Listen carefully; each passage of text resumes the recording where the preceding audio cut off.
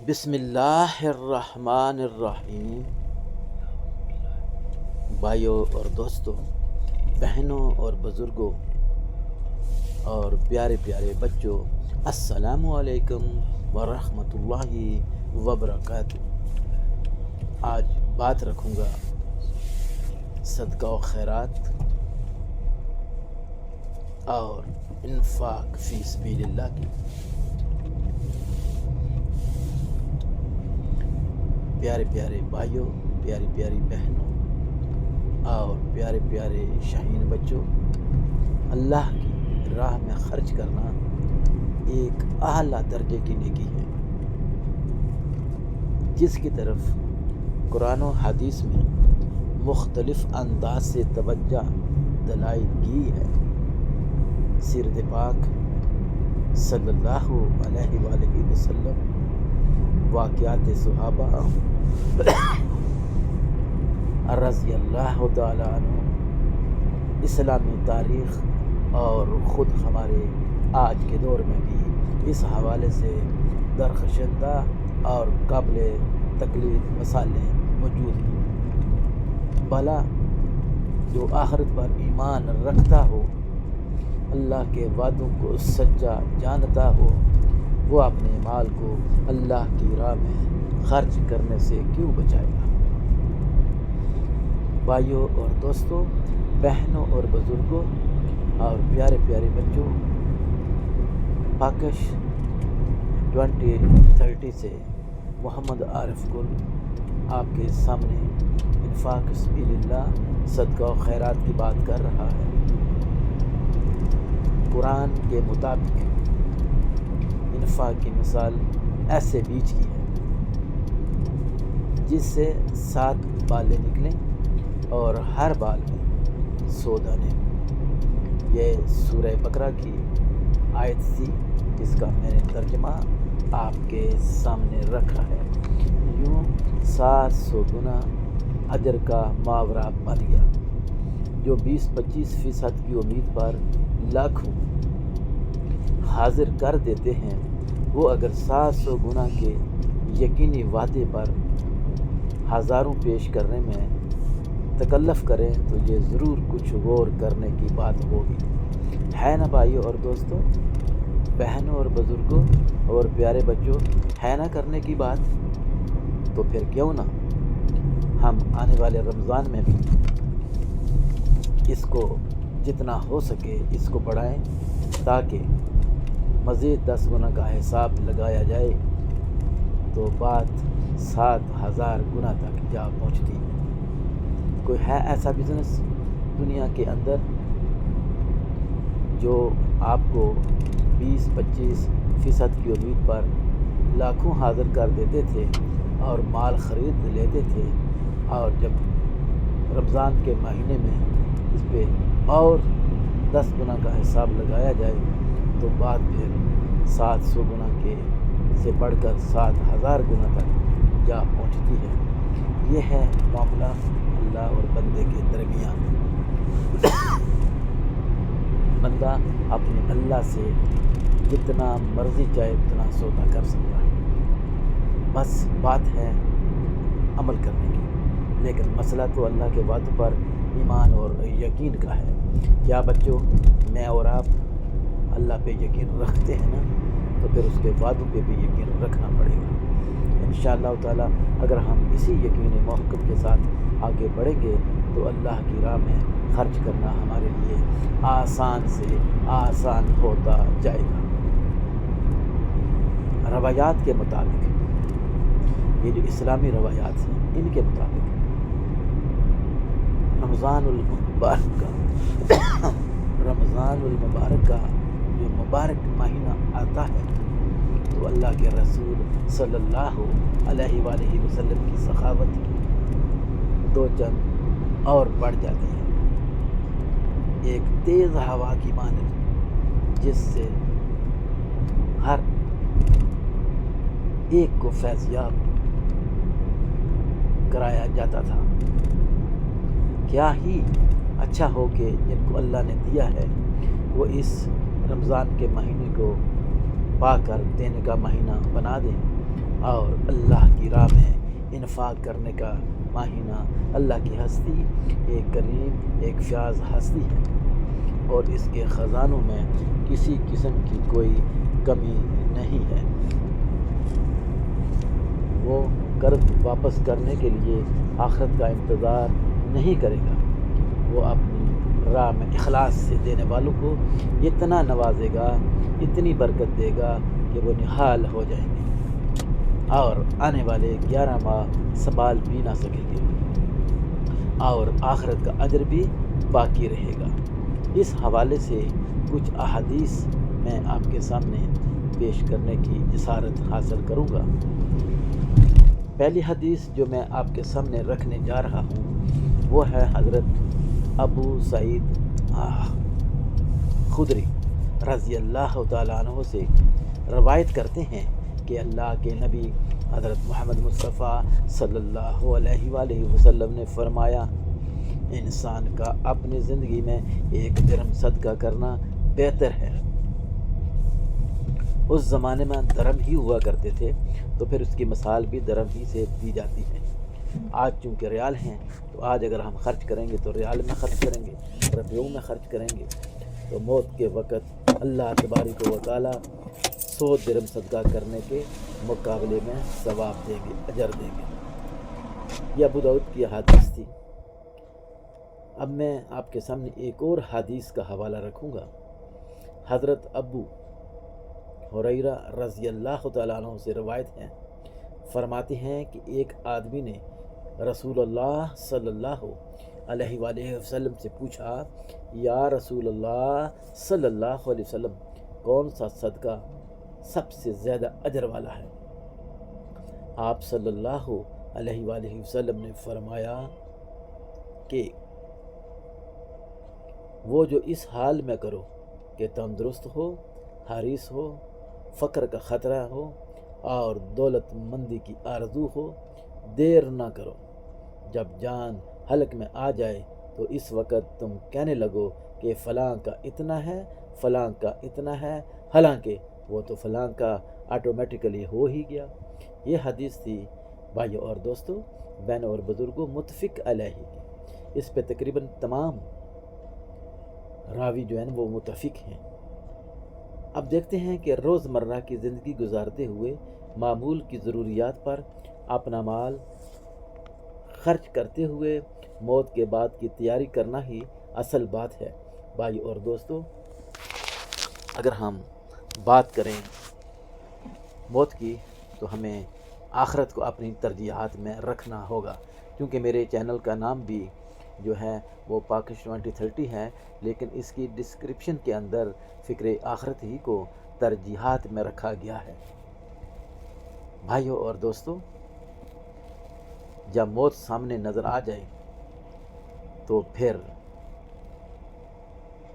وہ بات نہیں رہتی جو جوانی میں ہوتی ہے۔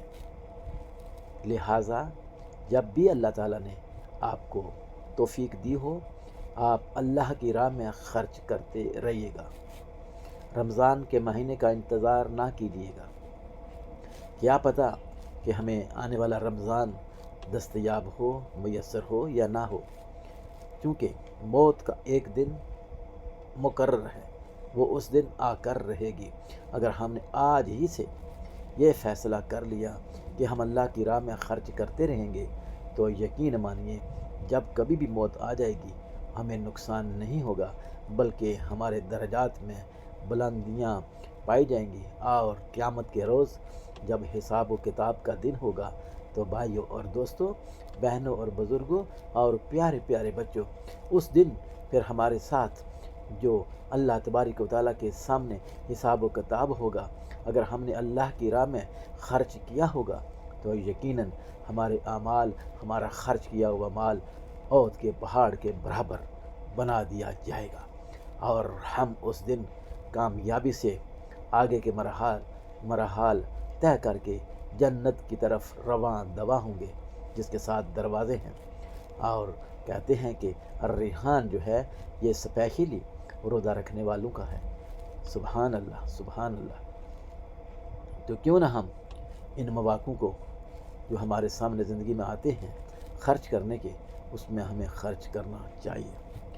حضرت عثمان غنی رضی اللہ تعالیٰ عنہ کے ایک مولا بیان کرتے ہیں، یعنی ایک ساتھی بیان کرتے ہیں کہ حضرت ام سلمہ رضی اللہ تعالیٰ عنہ کو گوشت کا ایک ٹکڑا ہدیہ کیا گیا۔ نبی علیہ الصلوۃ والسلام کو گوشت بہت پسند تھا۔ حضرت ام سلمہ رضی اللہ تعالیٰ عنہ نے خادمہ سے کہا اسے محفوظ کر کے رکھ دو، شاید رسول اللہ صلی اللہ علیہ وسلم تشریف لائیں تو اسے تناول فرمائیں۔ بھائیوں اور دوستوں، بہنوں اور بزرگوں، یہ جو بات ہو رہی ہے حضرت عثمان غنی کی کہ ان کے ایک ساتھی بیان کرتے ہیں کہ ایسا کرتے ہیں، تو بھائیوں اور دوستوں، بہنوں اور بزرگوں اور پیارے پیارے بچوں، انہوں نے پھر کیا کیا، اس ٹکڑے کو گھر کے کونے میں رکھ دیا۔ کچھ دیر بعد ایک سائل آیا اور دروازے پر کھڑے ہو کر اس نے آواز لگائی، اللہ کے نام پہ دے دو بابا۔ تو پھر کیا ہوتا ہے، صدقہ کرو، اللہ آپ لوگوں کو برکت دے گا۔ گھر والوں نے جواب دیا، اللہ آپ کو برکت دے۔ سائل واپس چلا گیا۔ پھر نبی کریم صلی اللہ علیہ وسلم تشریف لائے اور فرمایا، ام سلمہ تمہارے پاس میرے کھانے کے لیے کچھ ہے؟ انہوں نے عرض کیا، یا رسول اللہ صلی اللہ علیہ وسلم، جی ضرور۔ تو خادمہ سے کہا کہ جاؤ رسول اللہ صلی اللہ علیہ وسلم کے لیے وہ گوشت لے آؤ۔ وہ گئیں تو تاک میں ایک پتھر کے ٹکڑے کے سوا کچھ نہ پایا۔ نبی علیہ الصلوۃ والسلام نے فرمایا، جب تم نے سائل کو نہ دیا تو وہ گوشت پتھر بن گیا۔ یہ بہقی کی حدیث ہے۔ علماء کرام اگر سن رہے ہوں تو ضرور وضاحت کیجیے گا۔ اب میں آتا ہوں، مجھے اور آپ کو ہماری روزمرہ کی جو ضروریات ہیں اس میں سائل کی ضروریات کو ترجیح دینا یقیناً صدقے کا اعلیٰ ترین درجہ ہے۔ اور جب رسول اللہ صلی اللہ علیہ وسلم گھر میں یہ نہ کیا گیا تو نتیجہ بھی آپ کے سامنے آ گیا، لیکن اپنی ضروریات بلکہ ایک حد تک تو اپنی ضروریات پوری کرنے کے بعد جو بھی بچتا ہے اسے تو کھلے دل سے اللہ کی راہ میں خرچ کرنے کی روش ہر مسلمان کی آرزو ہونی چاہیے اور ضرور کرنا چاہیے۔ یہ کیا ہے کہ ہم نہ صرف اپنی طاقیات ضروریات کا مکمل انتظام کرنا چاہتے ہیں بلکہ اپنی اولاد کو بھی دنیا کی سب فکروں سے آزاد کرانا چاہتے ہیں۔ کتنے خاندان ہیں، کتنی فیملیاں ہیں، کتنے میرے جاننے والے ہیں، اور جو لوگ اس کو سنیں گے کیا انہیں اپنی ضروریات کی فہرست میں ان لوگوں کو بھی شمار نہیں کرنا چاہیے جو ہمارے گرد و نواح میں پائے جاتے ہوں، چاہے اس میں اپنے قریبی رفقا، عزیز، رشتہ دار کیوں نہ ہوں؟ ہمیں سب کو لے کر آگے بڑھنا ہوگا تاکہ اللہ کے ہاں ہمیں ایک بہترین اجر ملے، تاکہ ہم دنیا کے اندر بھی اور آخرت میں بھی سرخرو ہو سکے۔ یقین مانیے بھائی اور دوستوں، بہنوں اور بزرگوں اور پیارے بچوں، اجر یقینی ہے۔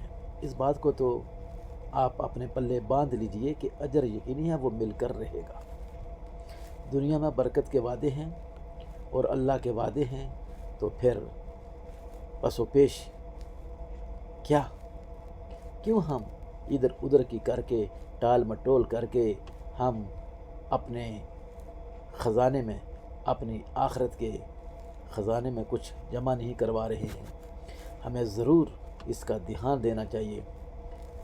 ضرورت سے زائد جو کچھ بھی پاس ہے اسے جمع کرنے کے بجائے دینے کا چلن ہو جائے تو پھر معاشیت کے کتنے ہی مسائل ہو جائیں اور اسلام کا مطلوب معاشرہ نظر آ جائے تو پھر کمال ہو جائے۔ ایک اور حدیث آپ کے سامنے رکھتا ہوں۔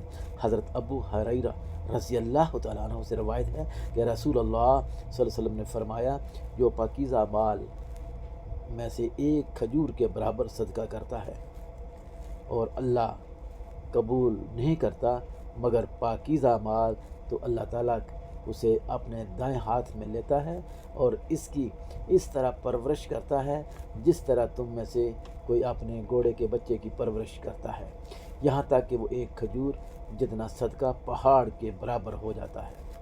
سبحان اللہ، متفق علیہ۔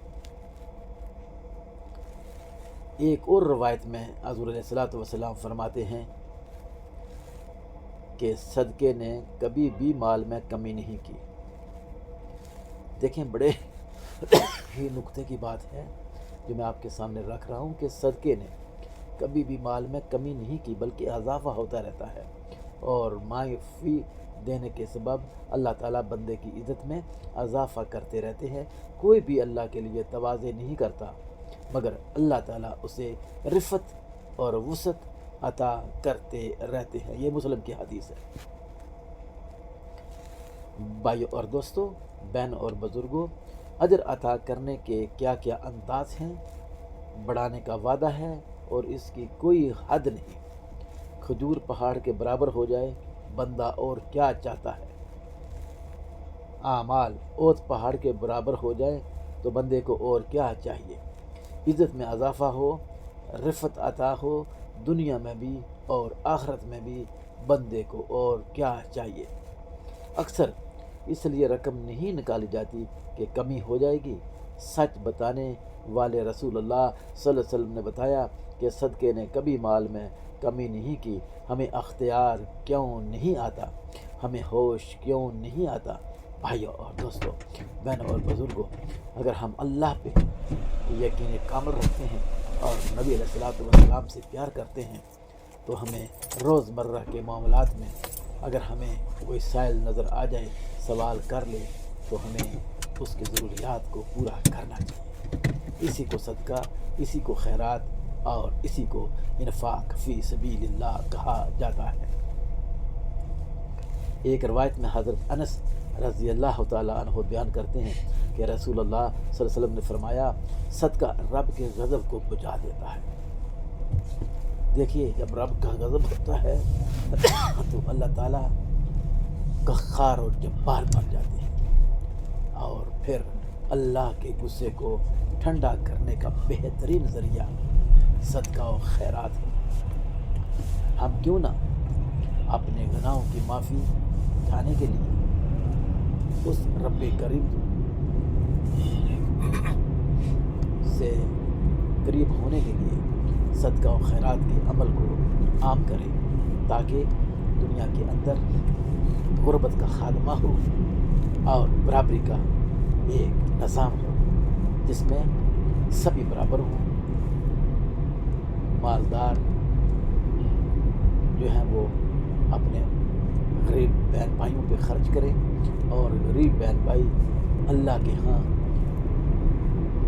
اپنے آپ کو پیش کریں اور دنیا کے اندر شانتی اور امن کا پیغام دیں، تو یہ معاشرہ انشاءاللہ تعالیٰ ایک اعلیٰ نظام لے کے آئے گا، ایک اعلیٰ مقام بن جائے گا، اور پھر دنیا اور آخرت انسان کے لیے اللہ تعالیٰ مہیا کر دیں گے، اور دنیا میں بھی کامیابی اور اللہ کے ہاں بھی کامیابی ضرور ہوگی۔ ایک روایت میں حضرت انس رضی اللہ تعالیٰ عنہ روایت کرتے ہیں کہ رسول اللہ صلی اللہ علیہ وسلم نے فرمایا کہ صدقہ رب کے غضب کو بجھا دیتا ہے اور بری موت کو دور کرتا ہے۔ یہ ترمذی کی حدیث تھی، اس سے پہلے میں نے مسلم کی حدیث رکھی تھی، اور یہ ترمذی کی حدیث ہے۔ یہ اللہ کی راہ میں خرچ کرنے کے دو مزید فوائد بتاتے ہیں۔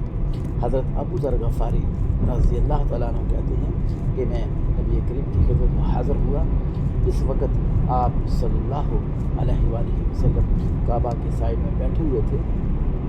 جب آپ کی نظر مجھ پر پڑی تو فرمایا، وہ لوگ تباہ و برباد ہو گئے۔ میں نے کہا کہ یا رسول اللہ صلی اللہ علیہ وآلہ وسلم، آپ پر میرے ماں اور باپ قربان ہوں، کون لوگ تباہ و برباد ہو جائیں گے؟ تو آپ صلی اللہ علیہ وسلم نے فرمایا کہ وہ تباہ و برباد ہو جائیں گے جو زیادہ دولت مند ہونے کے باوجود اللہ کی راہ میں خرچ نہیں کرتے تھے، لوگوں کا خیال نہیں کرتے تھے اور تاج سے ماس نہیں ہوتے تھے. اپنی دولت کی کمی ہونے کی وجہ سے ہر وقت سنجیدہ رہتے تھے اور اللہ کے ہاں مقبول ہونا نہیں چاہتے تھے، بلکہ دنیا کے اندر دولت مند بننا چاہتے تھے. کامیاب صرف وہی ہوگا جو اپنی دولت اللہ کے راستے میں لٹائے گا، سامنے والوں کو دے گا، پیچھے والوں کو دے گا، دائیں والوں کو دے گا، بائیں والوں کو دے گا، اور ایسے مالدار خرچ کرنے والے تو بہت ہی کم ہیں. یہ بخاری اور مسلم کی حدیث تھی. پیارے بھائیوں اور بہنوں، بزرگوں اور پیارے بچوں، کیوں نہ ہم مسلمانوں کے دولت مند ایسے خرچ کرنے والے بنے کہ جو تباہ و برباد ہونے سے خود بھی بچ جائیں اور امت کو بھی بچا دیں. ایک اور حدیث کے روح سے حضرت ابو مسعود رضی اللہ تعالیٰ عنہ جو کہ انصاری بیان کرتے ہیں کہ رسول اللہ صلی اللہ علیہ وسلم کے پاس ایک آدمی مہار بند اونٹنی لے کر آیا اور عرض کیا کہ یہ جہاد فی سبیل اللہ کے لیے وقف ہے. رسول اللہ صلی اللہ علیہ وسلم نے فرمایا قیامت کے روز اس کے بدلے تیرے لیے 700 اونٹنیاں ہوں گی جو سب مہار بند ہوں گی. سبحان اللہ. یہ ابو داؤد کی حدیث تھی. لیجیے 700 گنا کی تصدیق، اور رمضان بھی ہو تو آپ خود حساب لگا لیجیے، پھر 700 گنا سے 7000 گنا اجر بن جائے گا اور پھر اللہ کے ہاں مقبول ہو جائے گا اور پھر ہماری کامیابی یقینی ہو جائے گی. کیوں نہ بھائیوں اور بہنوں اور بزرگوں، ہم اپنے آپ کو اللہ کی راہ میں وقف کر دیں. جو کچھ ہمارے پاس ہے اس کو اللہ کی راہ میں خرچ کر دیں. کہیں کنویں بنوا لیں، کہیں مساجد بنوا لیں، اور کہیں لنگر خانے بنوا لیں، اور کہیں یتیموں کو سہارا دے دیں، اور کہیں سائل کو خالی ہاتھ نہ جانے دیں. اپنے محلے کے اندر جو آپ کی نظر میں غریب لوگ ہیں چپکے سے ان کی مدد کیوں نہ کریں، اپنے بہن بھائیوں کی مدد کیوں نہ کریں، اپنی پھوپھی کی مدد کیوں نہ کریں، اپنی خالہ کی مدد کیوں نہ کریں، اپنے چاچوں کی مدد کیوں نہ کریں، اپنے ماموں کی مدد کیوں نہ کریں، اپنے انکلس جو بھی ہوں ان کی مدد کیوں نہ کریں. اگر وہ دولت مند نہیں ہیں اور وہ اس چیز کے مستحق ہیں کہ ہم اپنی دولت سے ان کی مدد کر سکیں تو ہمیں ضرور کرنی چاہیے. یقین مانیے اللہ کے نبی صلی اللہ علیہ وسلم فرماتے ہیں کہ جو آپ اللہ کی راہ میں خرچ کریں گے اس سے آپ کی دولت میں کمی کبھی نہیں ہوگی بلکہ بڑھوتری ہوگی. جب بڑھوتری ہوگی تو دولت اور بڑھے گی، جب دولت اور بڑھے گی تو یقیناً خوشحالی اور آئے گی، جب خوشحالی اور آئے گی تو یقیناً اللہ کی راہ میں خرچ کرنے کے جذبے اور بڑھیں گے اور ہم دنیا کے اندر بھی اور آخرت میں بھی کامیاب ضرور ہوں. کیوں نہ میں اور آپ حضرت ابو حمامہ کی اس حدیث پہ غور کریں جس کے مطابق رسول اللہ صلی اللہ علیہ وسلم نے فرمایا کہ سب سے افضل صدقہ جہاد فی سبیل اللہ کے لیے سایہ دار خیمہ ہے. جہاد فی سبیل اللہ کے لیے خادم کا عطیہ ہے. جہاد فی سبیل اللہ کے لیے جوان سواری دینا ہے، یعنی کوئی جائیداد و مکان کمرہ یا کسی وقتی کارکن کا ماہانہ خرچ کرنا، اچھی حالت کی موٹر گاڑی، اور یہ نہ بھی ہو تو تھوڑی سی کھجوریں ہی سبحان اللہ کی راہ میں خرچ کیوں نہ کی جائیں.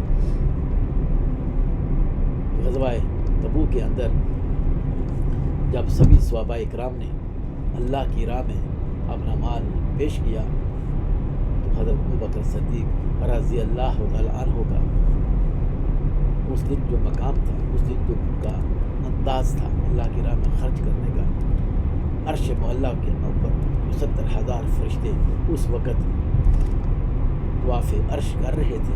اللہ سے عرض کرتے ہیں کہ یا باری تعالیٰ آج تیرا بندہ جس کا نام ابوبکر ہے، گھر کی ساری دولت سوئی سلائی تک لے کے اور جسم پہ کرتے پہ جو مواد لگے ہوئے ہیں ان کا بھی کوئی انداز نہیں کتنے لگے ہوئے ہیں. آج ہمیں بھی وہی لباس عطا کر دے. ہمیں اس پہ رشک آ رہا ہے کہ وہ گھر سے ہر ایک چیز کو سوئی سلائی تک آپ کی راہ میں خرچ کرنے کے لیے سر پہ اٹھائے آ رہا ہے۔ بھائی اور دوستوں، اس وقت حضرت ابو دردہ یا ابو وکیل کا نام آتا ہے کہ وہ بھی کونے میں کھڑے تھے اور رفقا اور رئیس لوگوں کا اللہ کی راہ میں خرچ کرنے کا انداز دیکھ رہے تھے۔ نبی پاک صلی اللہ علیہ وسلم کی طرف نظر کرم ہوتی ہے، پوچھتے ہیں صحابہ سے کہ وہ کونے میں کون ہے؟ تو فرمایا کہ یا رسول اللہ وہ تو ابو وکیل یا ابو دردہ ہے۔ فرمایا ان کو میرے پاس بلاؤ۔ آپ پاس آتے ہیں، پوچھتے ہیں کہ اے ابو دردہ یا اے عقیل، آپ وہاں چھپ کے کیوں کھڑے ہیں؟ تو فرمایا کہ یا رسول اللہ یہ بڑے بڑے عمراء، یہ بڑے بڑے رئیس، یہ بڑے بڑے دولت مند جب یہ فارغ ہو گئے تو میں دیکھ رہا تھا کہ میرے پاس تو صرف چند سیر کھجورے ہیں، تو میں شرمندگی کے مارے کونے پہ کھڑا تھا۔ تو فرمایا کہ یہ چند سیر کھجورے کیسے دستیاب ہیں؟ تو فرمایا کہ یا رسول اللہ پوری رات فلاں یہودی کے ہاں جانور کی جگہ میں خود پانی سے پیتا رہا، اس کی عوض اس کی مزدوری میں اس یہودی نے مجھے یہ معاوضہ دیا۔ تو فرمایا کہ اے ابو وکیل آ جاؤ میرے پاس۔ آپ نے مبارک ہاتھوں سے وہ کھجوریں وصول کی اور اس ڈیر پر ڈال کے فرما دیا کہ اے ابو دردہ یا اے ابو وکیل، تمہارا یہ عمل اللہ کو بہت پسند ہے اور مجھے بھی بہت پسند ہے۔ سبحان اللہ، سبحان اللہ، سبحان اللہ۔ اللہ نے جو بھی مال دیا ہے اسے خرچ کرنے کے بارے میں جو ہدایات اور تعلیمات ہمیں قرآن و حدیث سے ملتی ہیں وہ سب ہی آپ جانتے ہیں۔ مسئلہ دل سے مال کی محبت نکالنے کا ہے، جو اصل مرض اور سبب فساد ہے۔ انفاق اسی مرض کا علاج ہے۔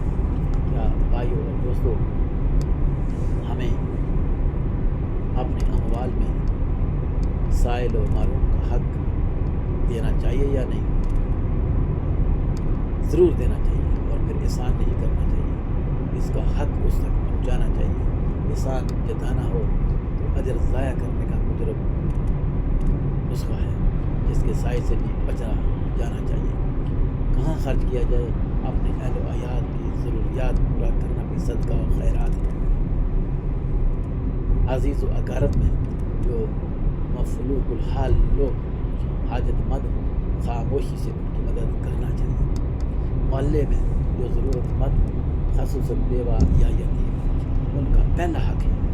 شادیوں کی جائز ضروریات، علاج، تعلیم سب حقیقی مسائل ہیں۔ معاشرے میں سب کا دین غالب نہ ہو تو اس کو غالب کرنے کی کوشش اور صحیح کرنا بھی، اور اس کے لیے اپنے مال کا خرچ کرنا بھی بڑی اہمیت رکھتا ہے۔ اور جب جہاد کی آواز آ جائے تو اپنی ذات، اہل خانہ کی ضروریات تک روک کر جہاد فی سبیل اللہ میں حصہ لینا چاہیے۔